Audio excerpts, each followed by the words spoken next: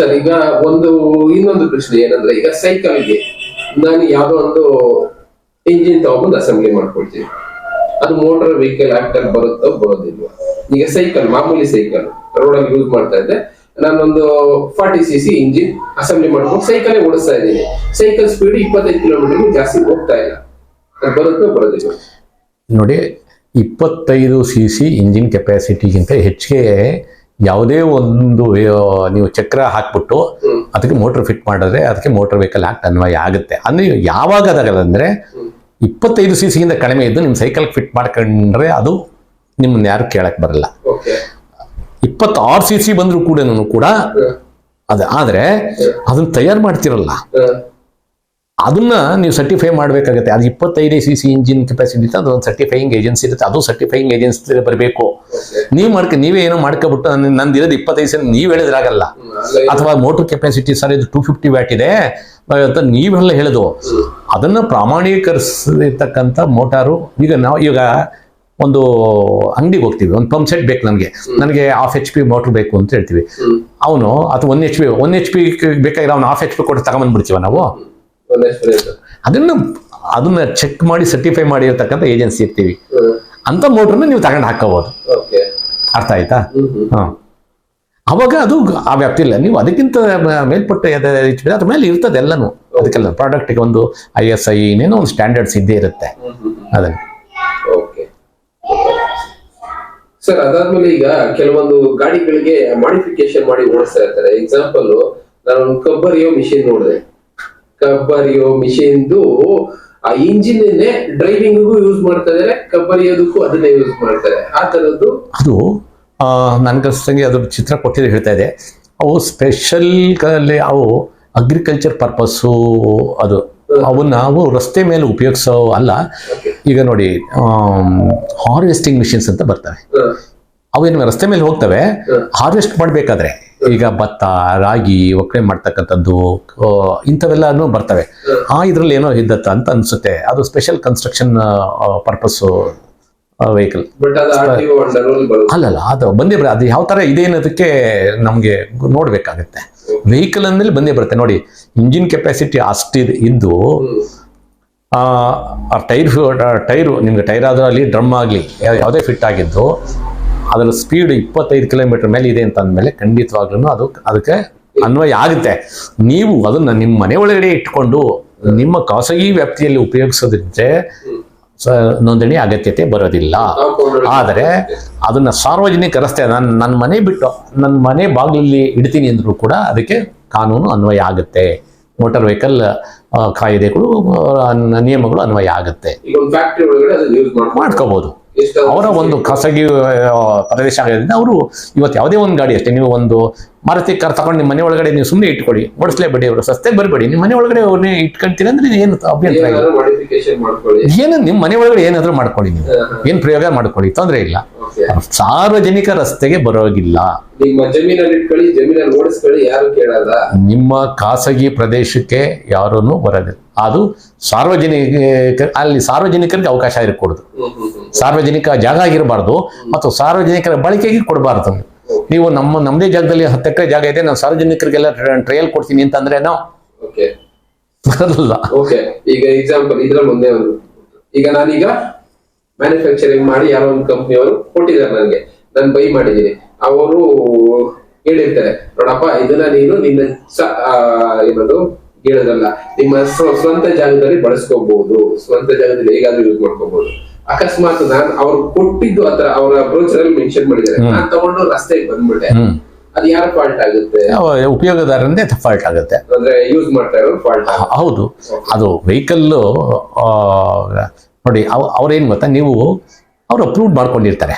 ನೀವು ರಿಜಿಸ್ಟರ್ ಆದ್ರೂ ಮಾಡ್ಕೊಳ್ಳಿ, ಸ್ವಂತ ನೀವು ಮನೆಯಲ್ಲಿ ಬೇಕಾದ್ರೆ ಇಟ್ಕೊಂಡು ಶೋರೂಮ್ ಇಟ್ಕೊಂಡು ಬರೀ ಅದ್ರ ಮೇಲೆ ಅಥವಾ ನೀವೇನಾದ್ರೂ ಒಂದು ಇದನ್ನ ಮಾಡ್ಬೋದು, ಏನೋ ಪ್ರಯೋಗ ಮಾಡ್ಕೋಬಹುದು, ಗೊತ್ತವಾ? ಅಥವಾ ನೀವು ಇನ್ನೇನಾದ್ರೂ ಅದರಲ್ಲಿ ಮಾಡಿಫಿಕೇಶನ್ ಏನೋ ನಿಮ್ಮ ಅನುಕೂಲ ತಕ್ಕಂತೆ ಮಾಡ್ಬೋದು ನಿಮ್ಮ ಖಾಸಗಿಯಾಗಿ ನಿಮ್ಮ ವ್ಯಾಪ್ತಿನಲ್ಲಿ. ಆದರೆ ಅಲ್ಲಿ ಸಾರ್ವಜನಿಕರ ಒಂದು ಇಂಟರ್ಫಿಯರೆನ್ಸ್ ಇರಬಾರ್ದು. ಅಂತ ಸಂದರ್ಭದಲ್ಲಿ ಆ ಎಲ್ಲ ಆಗುಹೋಗುಗಳು ಯಾರು ಉಪಯೋಗಿಸ್ತಾನಲ್ಲ ಅವನು. ಈಗ ನಾನು ಒಂದು ವೆಹಿಕಲ್ ತಗೊಂಡು ರಿಜಿಸ್ಟ್ರಿ ಮಾಡ್ದಲೇನೆ ನನ್ನ ಮನೇಲಿ ಇದ್ದಾಗ ನಿಮ್ಮನ್ನ ಯಾರು ಕೇಳಲ್ಲ. ನೀವು ತಗೋಬಿಟ್ಟು ನೀವು ಆಚೆ ಕಡೆ ಬಂದ್ರೆ RTO ಪೊಲೀಸ್ ಇಟ್ಕೋತಾರೆ. ಅರ್ಥ ಆಯ್ತಾ? ನಿಮ್ಮ ಮನೇಲಿ ಇದ್ದಾಗ ನಾವು ಬರಲ್ಲ ಕೇಳಕ್ಕೆ. ಓಕೆ, ಗೊತ್ತಾಯ್ತು. 100 ಗಾಡಿ ತಂದು ನಿಲ್ಸ್ಕೊಳ್ಳಿ ನಿಮ್ಮ ಮನೆಯಲ್ಲಿ ಅರೇ, ಅದನ್ನ ಸಾರ್ವಜನಿಕರಿಗೆ ರಸ್ತೆಗೆ ತಗೊಂಬಂದ್ರೆ ನಾವು ಹಿಡ್ಕೋತೀವಿ. ನೀವ್ ಹೇಳಿದ ಅರ್ಥ ಆಯ್ತು. ಈಗ ಎಕ್ಸಾಂಪಲ್ ಯಾವ್ದೋ ಒಂದು ಮ್ಯಾನುಫ್ಯಾಕ್ಚರಿಂಗ್ ಮಾಡ್ತಾ ಇದ್ರೆ ಟೊಯೋಟಾ ಕಂಪ್ನಿ ಕೊಟ್ಬಿಟ್ರು. ಟೊಯೋಟಾ ಕಂಪ್ನಿ 400 ಎಕರೆ ಜಾಗ ಇದೆ, ಆ ಫ್ಯಾಕ್ಟ್ರಿ ಒಳಗಡೆ ಹೆಂಗಾದ್ರೂ ಬಳಸ್ಕೊಳ್ಳಿ. ಹೌದು ಹೌದು, ಹೆಂಗಾದ್ರೂ ಬಳಸ್ಕೊಳ್ಳಿ, ಯಾರು ಕೇಳೋದು, ಕಾಂಪೌಂಡ್ ಒಳಗಡೆ ಬಳಸ್ತಾ ಇದ್ದಾರೆ. ಅವ್ರದ್ದು ಖಾಸಗಿ ಇದು. ಓಕೆ, ಸಾರ್ವಜನಿಕ ಅಲ್ಲಿ ಅವ್ರ ಕಾಂಪೌಂಡ್ ಅಂತ ಹೇಳ್ಬಿಟ್ಟು ಸಾರ್ವಜನಿಕರಿಗೆ ಉಪಯೋಗ ಇರಲ್ಲ ಅಲ್ಲಿ, ಸಾರ್ವಜನಿಕರ ಬಳಕೆಗೆ ಅಲ್ಲ. ಹಾ ಅಲ್ವಾ? ಈಗ ನಾನು ಇದ್ದೀನಿ ನಂದಿ ಇದು, ನಾನು ಒಳಗಡೆ ನೀವೆಲ್ಲ ಒಂದು ಟ್ರ್ಯಾಕ್ ಮಾಡ್ಕೊಂಡು ಜನಗಳಿಗೆಲ್ಲ ಇಲ್ಲೆಲ್ಲ ಟ್ರಯಲ್ ಕೊಡ್ತೀನಿ, ಹೆಂಗ್ ಬರಲ್ಲ. ಅಗೇನ್ ಅದು ಪಬ್ಲಿಕ್ ಯೂಸೇಜ್ ಆಗುತ್ತೆ, ಗೊತ್ತಾಯ್ತಾ? ಸಾರ್ವಜನಿಕರಿಗೆ ಎಲ್ಲಿ ಬಳಕೆ ಬರ್ತದೆ ಅಲ್ಲಿ ಸಾರ್ವಜನಿಕ ಆಗ್ಬಿಡುತ್ತದೆ, ಗೊತ್ತಾಯ್ತಾ? ಹಂಗ್ ಮಾಡಕ್ ಬರಲ್ಲ. ಆ ತರ ಅವರು ಆ ಲೈಸೆನ್ಸ್ ಲೈಸೆನ್ಸ್ ತಗೊಂಡ್ರು ಅಂದ್ರೆ ಏನ್ ಅದನ್ನ ಕೊಡ್ಬೇಕು, ಲೈಸೆನ್ಸ್ ತಗೋಬೇಕು. ಲೈಸೆನ್ಸ್ ತಗೊಂಡ್ರೆ ಅದು ಸಾರ್ವಜನಿಕ ರಸ್ತೆಯಾಗಿ ಹೋಗ್ಬಿಡುತ್ತೆ. ಅರ್ಥ ಆಯ್ತಾ? ಯಾಕೆಂದ್ರೆ ಈಗ ನಾನು ನೋಡುದಲ್ಲ, ಯಶವಂತಪುರದ ಹೇಳಿದ್ರಲ್ಲ, 40 ಕಿಲೋಮೀಟರ್ ಸ್ಪೀಡ್ ಅಲ್ಲಿ ಹೋಗ್ತಾ ಇದೆ, ಬಟ್ ನಂಬರ್ ಪ್ಲೇಟ್ ಇಲ್ಲ, ಡಿಎನ್ ಇಲ್ಲ, ಇದೆ ಬಹಳಷ್ಟು. ಅದನ್ನ ನಾವು ನೋಡ್ತಾ ಇದೀವಿ. ನಮ್ಮ RTOಗಳು ಒಂದಷ್ಟು ಇಂಥ ಗಾಡಿಗಳನ್ನೆಲ್ಲಾನು ಜಿಪ್ಪಿ ಅಂತ ಬರುತ್ತೆ, ಗ್ರೀನ್ ಕಲರ್ ಗಾಡಿ, ಅದ್ರದ್ದು ಅಷ್ಟೇ. ನಮ್ಮ ಜ್ಞಾನಭರ್ತಿ RTOದಲ್ಲಿ ಒಂದು 4-5 ಗಾಡಿ ನಿಂತಿದ್ದಾವೆ, ಅದನ್ನ ಕನ್ಫಿಸ್ಕೇಟ್ ಮಾಡಿ ನಿಲ್ಸಿದ್ದಾರೆ. ಮತ್ತೆ ಅವನ್ನ ಹೇಗೆ, ಎಲ್ಲಿಗೆ, ಯಾರು ಏನ್ ಮಾಡಿದ್ದಾರೆ ಅನ್ನೋದ್ರ ಬಗ್ಗೆ ಗೊತ್ತಿಲ್ಲ. ನೋಡಿ, ಇಂಥ ಸಂದರ್ಭದಲ್ಲಿ ಈ ನೋಂದಣಿ ಪ್ರಾಧಿಕಾರಗಳು ಗಿಂತ ರಾಜ್ಯ ಪ್ರಾಧಿಕಾರಗಳು ಒಂದು ಪ್ರದರ್ಶನ ಬಹಳಷ್ಟು ಮುಖ್ಯ ಇರುತ್ತೆ. ರಾಜ್ಯ ಪ್ರಾಧಿಕಾರಗಳು ಇವನ್ನ ಟೆಕ್ನಿಕಲ್ ಆಗಿ ವೆಹಿಕಲ್ಗಳನ್ನ ಒಂದು ಪ್ರಮಾಣೀಕೃತ ಸಂಸ್ಥೆಗಳಿಗೆ ಕಳಿಸಿ ರಿಪೋರ್ಟ್ ತಗೊಂಡು ಅವ್ರ ಮೇಲೆ ಕ್ರಿಮಿನಲ್ ಮೊಕದ್ದಮೆಗಳನ್ನ ಹೂಡಬೇಕು. ಇದು ರಾಜ್ಯ ಸರ್ಕಾರದ ಏನು ಆಯಾ ಇಲಾಖೆಯ ಹೆಡ್ಸ್ಗಳು ಈ ಕೆಲಸವನ್ನು ಮಾಡಬೇಕಾಗತ್ತೆ ಅಂತ ನನ್ನ ಅಪೇಕ್ಷೆ. ಅದು ಅವ್ರ ಕೆಲಸ ಹೌದು. ಈಗ ಎಲ್ಲ ನೋಂದಣಿ ಪ್ರಾಧಿಕಾರದಲ್ಲೂ ಇಡೀ ಎಲ್ಲ ಕಡೆ ದೇಶದಲ್ಲಿ ಎಲ್ಲ RTOಗಳಿದ್ದಾವೆ, ಎಲ್ಲರೂ ಹೋಗ್ಬಿಟ್ಟು ಒಂದೊಂದು ಕೇಸ್ ಹಾಕಿ ಅದನ್ನು ಹಿಡಿದು ಅವರು ಮಾಡೋದಕ್ಕಿಂತ ಒಂದು ಆಯಾ ರಾಜ್ಯಗಳು ಇರ್ಬೋದು ಅಥವಾ ದೇಶದಲ್ಲೇ ಇರಬೇಕು, ಇದ್ರ ಬಗ್ಗೆ ಒಂದು ಸೆಂಟ್ರಲಲ್ಲೂ ಕೂಡ ಒಂದು ಮೋರ್ತಿಂದ ಇದನ್ನು ಮಾಡ್ಬೋದು. ಮೋರ್ತು ಯಾಕಂದ್ರೆ ಅವರೇ ಟೋಟಲ್ ಕಂಟ್ರೋಲ್ ಇರೋದ್ರಿಂದ ಇವರು ಸ್ಟೇಟ್ ಅಥಾರಿಟೀಸ್ಗೆ ಇಂತಿಂಥ ಗಾಡಿಗಳು ಯಾವುದಿದೆ ಮೇಲೆ ನಿರ್ದಾಕ್ಷಿಣ್ಯವಾಗಿ ಅವನ್ನ ಕ್ರಮ ತೆಗೆದುಕೊಂಡು ಇವನ್ನ ಸ್ಯಾಂಪಲ್ಸ್ ಎಲ್ಲ ಇದಕ್ಕೆ ನಮಗೆ ರಿಪೋರ್ಟ್ ಕಳಿಸಿ ಸ್ಯಾಂಪಲ್ಸ್ ಎಲ್ಲ ಕಳಿಸಿದ್ರೆ ಕನ್ಫಿಸ್ಕೇಟ್ ಮಾಡಿ ಪ್ರಾಡಕ್ಟ್ನ ಟೆಸ್ಟಿಂಗ್ ಕಳಿಸಿ ಅಂತ ಹೇಳ್ಬೋದು. ಮಾಡಿದ್ರೆ ಅದು ಚೆನ್ನಾಗಿರುತ್ತದೆ. ಅಟ್ಲೀಸ್ಟ್ ಕೊನೆ ಪಕ್ಷ ನಮ್ಮ ರಾಜ್ಯ ಪ್ರಾಧಿಕಾರಿಗಳು ಇರ್ತಾರೆ, ಇವನ್ನೇನು ಪ್ರಮಾಣೀಕರಿಸ್ತಾರಲ್ಲ ಅವರು ಮಾಡಬೇಕು. ಇವರು ಮಾಡದೇ ಇರೋದ್ರಿಂದಲೇ ಇವತ್ತು ಈ ರಸ್ತೆಗಳಲ್ಲಿ ಬೇಕಾದ ಒಂದು ಸೆಲ್ಫ್ ಸ್ವಂತಿಕೆಯಿಂದ, ಯಾಕೆಂದ್ರೆ ಇವತ್ತು ಟೆಕ್ನಾಲಜಿ ಇವತ್ತು ಸಾಮಾನ್ಯನ ಕೈಲಿದೆ, ಅವನೇನು ಬೇಕಾದ್ರೂ ಮಾಡ್ಕೊಳಕ್ಕೆ ತಯಾರಿ ಇರ್ತಕ್ಕಂಥ ಒಂದು ವ್ಯವಸ್ಥೆಗಳಿದ್ದಾವೆ. ಆದರೆ ಇವ್ರಿಗೆ ಆ ಕಾನೂನಿನ ಒಂದು ಅರಿವು ಬರಬೇಕು. ತಡೆಯಪ್ಪ, ಇಂಥದ್ದು ನಾವೇನಾದ್ರೂ ನಾನು ಮಾಡಿದ್ರೆ ನನ್ನ ಮೇಲೆ ಕ್ರಮ ಕೈಗೊಳ್ತಾರೆ, ನನ್ನ ಮೇಲೆ ಕೇಸ್ ಆಗುತ್ತೆ, ನಾನು ಇದನ್ನು ಮಾಡಬಾರ್ದು ಅನ್ನೋ ಇದು ಬರಬೇಕು. ಅವನು ಮಾಡಿದ್ದಾನೆ ನಾನು ಮಾಡ್ತೀನಿ, ಅವನು ಆರಾಮಾಗಿ ಈ ಥರದ್ದೊಂದು ವೆಹಿಕಲ್ ಮಾಡ್ಕೊಂಡು ನೋಡಿ ನಮ್ಮ ಸಣ್ಣ ಪುಟ್ಟ ಒಂದು ವಸ್ತುಗಳನ್ನ ಸಾಗಣೆ ಮಾಡ್ಕೋಬಹುದು. ಹಾಗೆ ಎಲ್ಲರೂ ಹೀಗೆ ಆಲೋಚನೆ ಮಾಡಿದ್ರೆ ಮೋಟಾರ್ ವೆಹಿಕಲ್ ಅನ್ನ ಅರ್ಥದ ಒಂದು ಪದದ ವ್ಯಾಖ್ಯಾನಕ್ಕೆ ಅರ್ಥ ಇಲ್ಲದಂಗೆ ಆಗ್ಬಿಡುತ್ತೆ. ಸರ್, ಇನ್ನೊಂದು EB ಅಂತ ಒಂದು ನಂಬರ್ ಪ್ಲೇಟ್ ನೋಡಿದೆ, ಅದೇನು ಅಂತ ಗೊತ್ತಾಗಿಲ್ಲ ನನಗೆ. ನಾರ್ಮಲಿ KA05 ಎಲ್ಲ ಇರುತ್ತೆ, ಎಲೆಕ್ಟ್ರಿಕಲ್ ವೆಹಿಕಲ್ EB ಅಂತ ಎಲ್ಲ ಇರುತ್ತಲ್ಲ, ಅದೇನದು ನಂಬರ್ ಪ್ಲೇಟ್ ಅಲ್ಲಿ? ಈಗ ಜಿಪ್ಪಿ ಹೇಳಿದ್ರಿ, ಜಿಪ್ಪಿ ಎಲ್ಲ EB ಅಂತಾನೆ ಇದೆ, ಎಲೆಕ್ಟ್ರಿಕ್ ಬ್ಯಾಟ್ರಿ ಅಂತ ಏನೋ ಬರ್ತದೆ ಅಷ್ಟೇ. EB ಅಂದ್ರೆ ಅದು ಎಲೆಕ್ಟ್ರಿಕ್ ಅಂದ್ರೆ ಬ್ಯಾಟ್ರಿ ವೆಹಿಕಲ್ ಆಗಿರೋದ್ರಿಂದ ಅದಕ್ಕೆ E represent for electric, B for battery ಅಂತ ಇರಬಹುದು. ರಿಜಿಸ್ಟ್ರೇಷನ್ ಅಲ್ಲಲ್ಲ, ರಿಜಿಸ್ಟ್ರೇಷನ್ ಆಗಿಲ್ಲ ಅಂದಲ್ಲ, ಅದು EB ಸುಮ್ಮನೆ ಏನೋ ಒಂದು ಇದನ್ನ ಬ್ರಾಂಡೆಡ್ ಇದನ್ನ ಮಾಡ್ಕೊಂಡಿರ್ತಾರೆ ಅಷ್ಟೇ, ಕಾಣುತ್ತೆ ಅಷ್ಟೇ. ಎಲ್ಲಿ ರಿಜಿಸ್ಟ್ರೇಷನ್ ಬರೋದಿಲ್ಲ ಮೇಲೆ ಯಾವುದು ನಂಬರ್ ಪ್ಲೇಟ್ ಬರೋದೇ ಇಲ್ಲ. 1.2 ಕಿಲೋವ್ಯಾಟ್ ಮೋಟರ್ ಯೂಸ್ ಮಾಡಿದ್ದಾರೆ ಅದರಲ್ಲಿ. ಯಾವುದು ಈಗ ಜಿಪ್ಪಿ ಹೇಳಿದ್ರಲ್ಲ, 1 ಕಿಲೋವ್ಯಾಟ್ ಮೋಟರ್ ಕೆಲವೊಂದರಲ್ಲಿ ಯೂಸ್ ಮಾಡಿ ನೋಡಿ, ಆಮೇಲೆ ರಿಜಿಸ್ಟರ್ ಮಾಡಿದ್ದಾರೆ, ಅವಕ್ಕೆ ನಂಬರ್ ಇದೆ. ಇನ್ ಕೆಲವು ಮೊದಲು ಏನು ಅವರು ಅನ್ರಿಜಿಸ್ಟರ್ಡ್ ಅವು ಇನ್ನ ಆಗಿಲ್ಲ, ಇನ್ನೂ ಹಂಗೆ ರಸ್ತೆ ಕೆಲವೆಲ್ಲ ಇಲ್ಲಿಗಲ್ ಓಡಾಡ್ತಾ ಇದೆ. ಹೌದು, ಅವು ಜಿಪ್ಪಿ ಆಗಿದ್ದಾವೆ, ಅಪ್ರೂವಲ್ ತಗೊಂಡು ಅವರೆಲ್ಲ ರಿಜಿಸ್ಟರ್ ಮಾಡ್ತಿದ್ದಾವೆ. ಯಾರು ಬಹುತೇಕ ಮೊದಲು ವಿತರಣೆ ಮಾಡಿದಾರಲ್ಲ ಅವರು ಮಾಡ್ಕೊಂಡಿಲ್ಲ, ಅಂಥವೆಲ್ಲ ಸಿಕ್ಕಾಕೊಂಡಾಗ ಪ್ರಾಬ್ಲಮ್ ಆಗ್ತವೆ. ಹೌದು, ಇವ್ರ ಬಗ್ಗೆ ಹೇಳ್ಬೋದು, ಇಂಥ ವ್ಯವಹಾರ ಇದ್ರೆ ಅವರು ರಿಜಿಸ್ಟರ್ ಮಾಡೋದಕ್ಕೆ ಅವ್ರಿಗೆ ಒಂದಿಷ್ಟು ಆ ಇಟ್ಟರು ಯಾರು ಸೇಲ್ ಮಾಡಿರ್ತಾರಲ್ಲ ಅವ್ರಿಗೆ ಮಾಹಿತಿ ಅವ್ರು ಕೊಟ್ಟು ರಿಜಿಸ್ಟರ್ ಮಾಡೋದಕ್ಕೆ ಹೆಲ್ಪ್ ಮಾಡಬೇಕಾಗುತ್ತೆ ಡೀಲರ್ಸು. ಇಲ್ಲಾಂದರೆ ಅಂಥ ಗಾಡಿಗಳಲ್ಲೂ ಕೂಡ ಏನಾದ್ರೂ ಹೆಚ್ಚು ಕಡಿಮೆ ಆದರೆ ಹೇಗೆ ಇನ್ನು ಯಾರು ವಿತರಣೆ ಮಾಡಿರ್ತಾನಲ್ಲ ಅವನದು ಕೂಡ ಜವಾಬ್ದಾರಿ ಆಗುತ್ತೆ. ಹೌದು, ಅದು ಈಗಂತೂ ಅವ್ರು ಮಾಡೋಗೇ ಇಲ್ಲ. ಈಗ ವೆಹಿಕಲ್ ಇವಾಗ ಡೀಲರ್ ಪಾಯಿಂಟಲ್ಲೇ ರಿಜಿಸ್ಟ್ರೇಷನ್ ಆಗೋದ್ರಿಂದ ಈಗ ರಿಜಿಸ್ಟ್ರೇಷನ್ ನಂಬರ್ ಹಾಕಿ ನಿಮಗೆ ವಿತರಣೆ ಮಾಡಿ ಕೊಡಬೇಕೇ ಹೊರತು ಅಲ್ಲಿಂದವರೆಗೂ ಗಾಡಿಗಳನ್ನ ಸಾರ್ವಜನಿಕರಿಗೆ ವಿತರಣೆ ಮಾಡುವ ಹಾಗೆ ಇಲ್ಲ. HSRP ನಂಬರ್ ಪ್ಲೇಟ್ನ ಇಲ್ದೇನೆ ವಾಹನಗಳನ್ನ ಸಾರ್ವಜನಿಕರಿಗೆ ವಿತರಣೆ ಮಾಡೋದು ಒಂದು ತಪ್ಪು. ಹಾಗೆ ಮಾಡದಂಥ ಸಂದರ್ಭದಲ್ಲಿ ಅವನ ಒಂದು ಬಿಸ್ನೆಸ್ ಏನಿದೆಯಲ್ಲ ಟ್ರೇಡ್ ಸರ್ಟಿಫಿಕೇಟ್ ಮೇಲೆ ಕಾನೂನು ಕ್ರಮ ತೆಗೆದುಕೊಳ್ತಕ್ಕಂಥ ಎಲ್ಲ ಅಧಿಕಾರ ಅಥಾರಿಟಿಗೆ ಇರುತ್ತೆ. ಸರ್, ಈಗ RTO ಮಾಡಿಫೈಡ್ ಎಲೆಕ್ಟ್ರಿಕಲ್ ವೆಹಿಕಲ್ಸ್ ಅಂತ ಇದೆ. ಈಗ ನಾನು ಗಾಡಿ ತಗೊಂಡೋಗಿ ಕೊಡ್ತೀನಿ, ಅದಕ್ಕೆ ಅವರು ಮೋಟರ್ ಮತ್ತೆ ಬ್ಯಾಟ್ರಿ ಹಾಕಿ ಕೊಡ್ತಾ ಇದ್ದಾರೆ. ಅದು ಹಿಂಗೆ ಇಲ್ಲದೆ ಈಗ ಫಸ್ಟ್ ನಮ್ಮಲ್ಲಿ ಪೆಟ್ರೋಲ್ ವೆಹಿಕಲ್ ಇತ್ತಲ್ವಾ, ಆಟೋ ರಿಕ್ಷಾ. ಇಲ್ಲಿ ರೆಟ್ರೋಫಿಟ್ಮೆಂಟ್ ಅನ್ನೋದು ಒಂದು ಕಾನೂನು ಇದೆ. ಅದೇ ಈ ಕಾನೂನೊಳಗೆ ನಾವು ಪೆಟ್ರೋಲ್ ಇಂಜಿನ್ ತೆಗೆದುಬಿಟ್ಟು ನಾವು LPG ಹಾಕೋದಕ್ಕೆ, LPGನ ನೆಕ್ಸ್ಟ್ CNG ಹಾಕೋದಕ್ಕೆ, ನೆಕ್ಸ್ಟು ಈ ಇಂಜಿನ್ಗಳನ್ನ ಬದಲಾವಣೆ ಮಾಡಿ ಮೋಟ್ರ್ಗಳನ್ನ ಹಾಕೋದಕ್ಕೆ ಕಾನೂನಲ್ಲಿ ಅವಕಾಶ ಇದೆ. ಆದರೆ ಯಾವುದಕ್ಕೂ ಮಾಡೋಕ್ಕಲ್ಲ, ಅದಕ್ಕೂ ಒಂದು ಸರ್ಟಿಫಿಕೇಶನ್ ಇರುತ್ತೆ. ಈಗ ನೀವು ಹೋಂಡಾ ಹಾಕ್ತಿವಾಗೆ ಅದರ ಇಂಜಿನ್ ಕೆಪಾಸಿಟಿಗೆ ಈಕ್ವಲೆಂಟ್ ಇರ್ತಕ್ಕಂಥ ಮೋಟಾರ್ ಕೆಪಾಸಿಟಿ ಮತ್ತು ಅದಕ್ಕೆ ಸಂಬಂಧಿತ ಬ್ಯಾಟ್ರಿ ಪ್ಯಾಕೇಜ್ ಬರ್ತಕ್ಕಂಥದ್ದನ್ನು ಮಾತ್ರ ನಾವು ಅದನ್ನು ವೆಹಿಕಲ್ನ ಮಾಡಿಫೈಡ್ ಮಾಡೋದಕ್ಕೆ ರೆಟ್ರೋಫಿಟ್ಮೆಂಟ್ ಇದರಲ್ಲಿ ಕಾನೂನು ಚೌಕಟ್ಟಿನಲ್ಲಿ ಅವಕಾಶ ಇದೆ. ಹಾಗನ್ಬಿಟ್ಟು ನೀವು ಹೇಳಿವ ನೀವು 250 ವ್ಯಾಟ್ ಹಾಕತ್ತ 1 ಕಿಲೋ ವ್ಯಾಟ್ ಹಾಕಕ್ಕೆ ಬರಲ್ಲ. ಅಂದರೆ ಇಂಜಿನ್ ಕೆಪಾಸಿಟಿ 100 cc ಇದೆ ಅಂತಂದರೆ 100 cc ಪವರ್ನ ಔಟ್ಪುಟ್ ಕೊಡ್ತಕ್ಕಂಥ ಎಲೆಕ್ಟ್ರಿಕ್ ಮೋಟಾರ್ನ ಮ್ಯಾನುಫ್ಯಾಕ್ಚರ್ ಮಾಡಿ ಅದಕ್ಕೆ ಬೇಕಾದಂಥ ಬ್ಯಾಟ್ರಿ ಪ್ಯಾಕೇಜ್ ಆ ಒಂದು ವೇರಿಯಂಟ್ ಮಾತ್ರ ಅವ್ರಿಗೆ ರೆಕಮೆಂಡೆಡ್ ಇದನ್ನು ಮಾತ್ರ ಮಾಡಬೇಕು. ಆಯ್ತಾ, ಈಗ ಫಸ್ಟ್ ಪೆಟ್ರೋಲ್ ಇದನ್ನು LPGಗೆ ಇದನ್ನು ಮಾಡಿದ್ರು, ಅವಾಗ ಇಂಜಿನ್ ಬದಲಾವಣೆ ಆಗಲಿಲ್ಲ, ನಮಗೆ ಇಂಧನ ಬದಲಾವಣೆ ಆಯಿತು.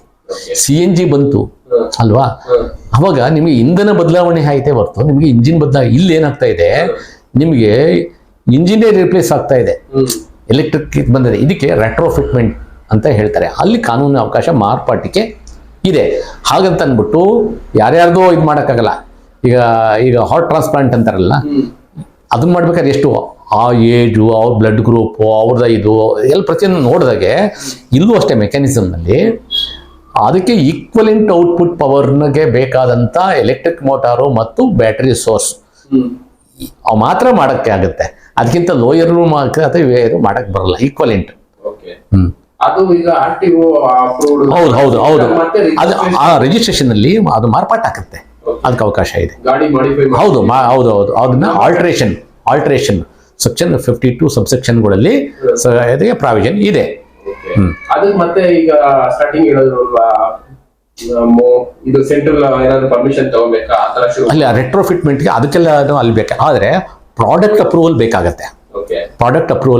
ಅದಕ್ಕೆ ERI ಥರ ಇರ್ತದೆ, ಅಲ್ಲಿಗೆ ಆ ಮೋಟ್ರದ್ದು ಅದೆಲ್ಲ ಅದಕ್ಕೆಲ್ಲ ISIದು ಮತ್ತು ಸರ್ಟಿಫಿಕೇಶನ್ ಇರೋಂಥದ್ದನ್ನ ಯಾವ್ದಕ್ಕೆ ಮಾಡ್ಬೋದು ಅಂತ ಅಂದ್ಬಿಟ್ಟು ಸರ್ಕಾರದಿಂದ ಅನುಮತಿ ಇರುತ್ತೆ.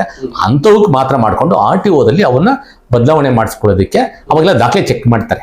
ಇಲ್ಲೂ ಸುಮ್ಮನೆ ಯಾವುದೋ ಮೋಟರ್ ಫಿಟ್ ಮಾಡ್ಕೊಂಡು ಅಲ್ಲ, ಅದಕ್ಕೆ ಸೂಕ್ತ ದಾಖಲೆಗಳು, ಇನ್ವಾಯ್ಸು, ಯಾವ ಕಂಪ್ನಿದು, ಅದಕ್ಕೆ ಪರ್ಮಿಷನ್ ಇದೆಯಾ, ಈ ಗಾಡಿಗೆ ಆಲ್ಟರ್ ಮಾಡೋದಕ್ಕೆ, ಅದ್ರ ವೇರಿಯಂಟ್ಸ್ ಏನಿದೆ, ಅದ್ರ ಬ್ಯಾಟ್ರಿ ಪ್ಯಾಕ್ ಕೆಪಾಸಿಟಿ ಏನಿದೆ, ಅದ್ರ ಮೋಟರ್ ಕೆಪಾಸಿಟಿ ಏನಿದೆ, ಅದನ್ನ ಮಾಡಿದಾನ ಇಲ್ವಾ ಗೊತ್ತಾಯ್ತಲ್ಲ, ಅದನ್ನ ಯಾವ ಇಂಜಿನ್ ಇತ್ತು ಅದನ್ನ ಬದಲಾವಣೆ ಅದ್ರ ಬದಲು ಇದಕ್ಕೆ ಅಂತ ಅಂದ್ಬಿಟ್ಟು ನಾವು ಸರ್ಟಿಫೈ ಮಾಡ್ತೀವಿ. ಬದಲಾವಣೆನ ಇಂಥ ಇಂಜಿನ್ನ ರೀಪ್ಲೇಸ್ ಮಾಡಿ ಇದಕ್ಕೆ ಎಲೆಕ್ಟ್ರಿಕ್ ಮೋಟರ್ ಇರತಕ್ಕಂಥ ಇಂಥ ನಂಬರ್ ಮೋಟರ್ ಇರತಕ್ಕಂಥದ್ದ ಎಲೆಕ್ಟ್ರಿಕ್ ಕಿಟ್ ಅನ್ನು ಅಳವಡಿಸಲಾಗಿದೆ ಅಂತ ಅಂದ್ಬಿಟ್ಟು ಕಂಪ್ಲೀಟ್ ಮಾಡಿ ನಿಮ್ಮ ರಿಜಿಸ್ಟ್ರೇಷನ್ ಇದರಲ್ಲಿ ಅವಾಗ ನಿಮಗೆ ಎಲೆಕ್ಟ್ರಿಕ್ ವೆಹಿಕಲ್ ಆಗಿ ನೀವು ಬದಲಾವಣೆ ಮಾಡೋದಕ್ಕೆ ಕಾನೂನಲ್ಲಿ ಅವಕಾಶ ಇದೆ.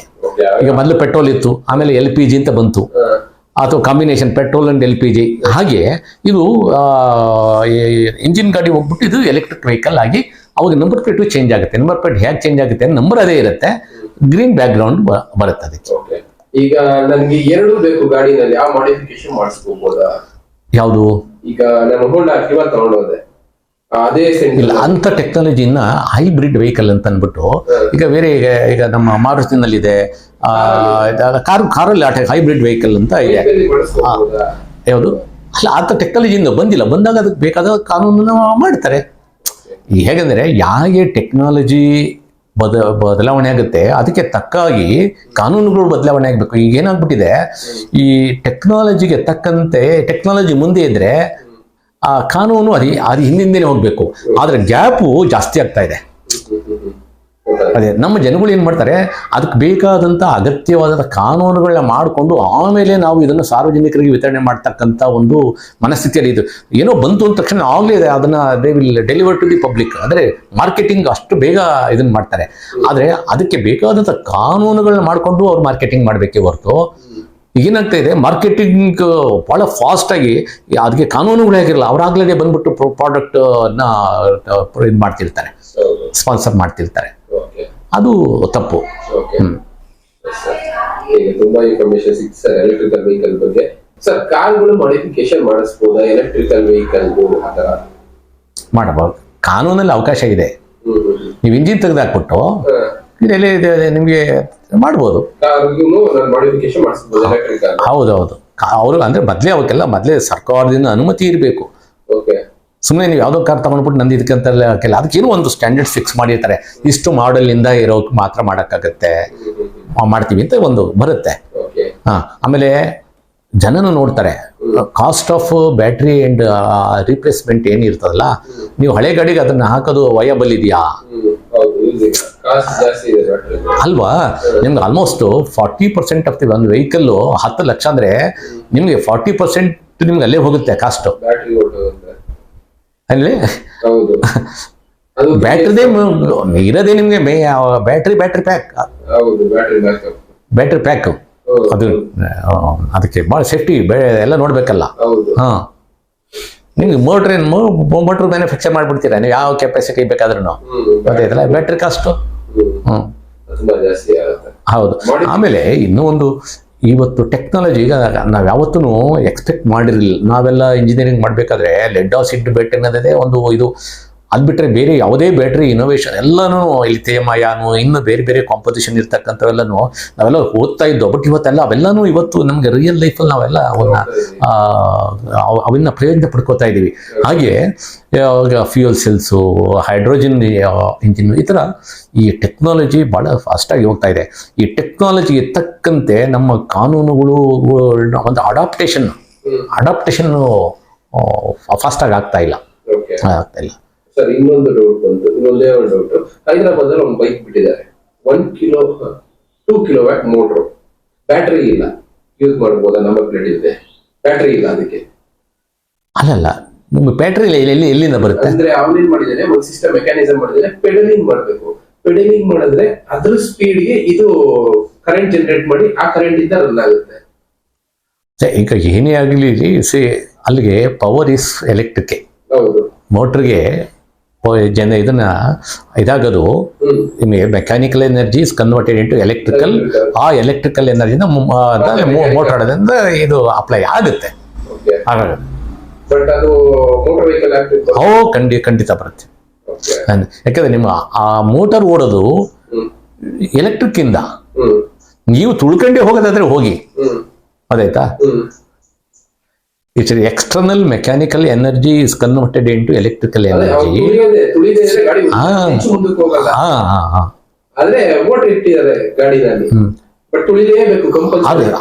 ಅದನ್ನೇ ನಿಮ್ಗೆ ಇನಿಷಿಯಲ್ ಆಗಿ ನಿಮ್ಗೆ ಮೆಕ್ಯಾನಿಕಲ್ ಎನರ್ಜಿ ಅದಾಗಿದೆ, ಪೂರ್ತಿ ತುಳಿಲೇಬೇಕು ಕಂಪ್ಲೀಟ್ ಆಗಿ. ನಿಲ್ಲಿಸ್ಬಿಟ್ರೆ ಗಾಡಿ ನಿಂತೋಗುತ್ತೆ. ಆ ಗಾಡಿ ಕೇಳ್ತಾ ಇದ್ದೀನಿ ನಾನು. ನೋಡಿ, ಇದೆಲ್ಲ ಹೊಸ ಇನೋವೇಟಿವ್ಸ್. ಇದನ್ನ ಅಗೇನ್ ಇಟ್ಸ್ ಎ ಡಿಬೇಟಬಲ್. ಇದನ್ನ ಕಾನೂನು ಮತ್ತು ತಾಂತ್ರಿಕ team, technical team and A legal, ಎರಡೂ ಇಬ್ರು ಕೂತ್ಕೊಂಡು ಇದನ್ನ ಚರ್ಚೆ ಮಾಡಬೇಕಾಗತ್ತೆ. ಯಾಕಂದ್ರೆ ಸುಮ್ಮನೆ ಕೂತ್ಕೊಂಡು ಇದು ಆ ಥರ ಹೇಳೋದಕ್ಕಿಂತ ಅದೇ ಹೊಸ ಆವಿಷ್ಕಾರಗಳು ಹೇಗಿರುತ್ತೆ ಅಂದ್ರೆ ಚರ್ಚೆ ಮಾಡಬೇಕು.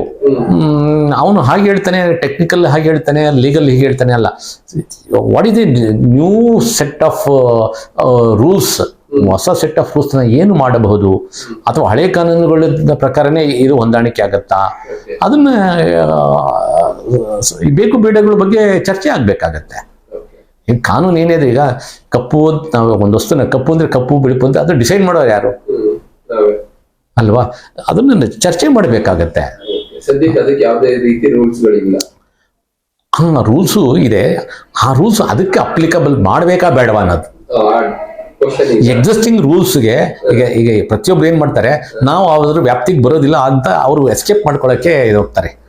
ಏನ್ ಹೇಳಿ, ಕಾನೂನುಗಳು ಈಗ ನಮ್ಮ ಯಾವುದೇ ಒಂದು ತಯಾರಕರು ಎಲ್ಲ ಕಾನೂನುಗಳನ್ನ ದೂರ ಇರತಕ್ಕೆ ಇಷ್ಟಪಡ್ತಾರೆ.